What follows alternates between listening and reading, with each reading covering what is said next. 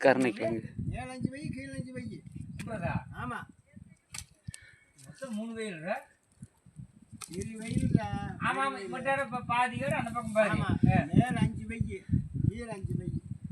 10 by எனக்கு அப்படி ஆமா கணக்கு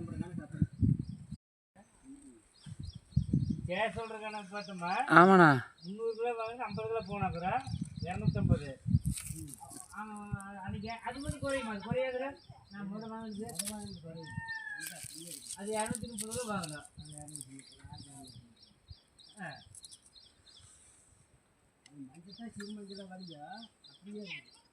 அது வேண்டாங்கிறது எடுத்துக்கலாம் போறப்ப அங்கேயே என்ன நறுக்காத வச்சுக்கிறது வரும் போதும் போதும் இருக்குது